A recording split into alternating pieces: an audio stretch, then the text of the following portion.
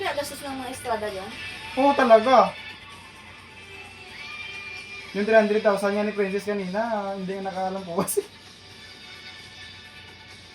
Laki rin kita nila dito. Yung big brother.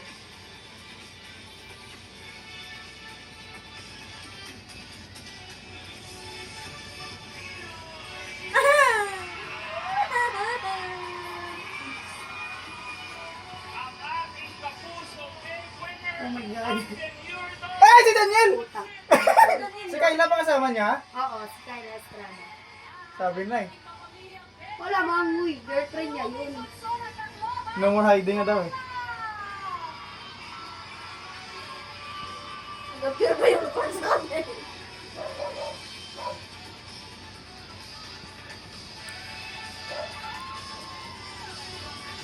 Bullshit, Pacquiao. Tinis? Hindi siya makapaniwala, oh.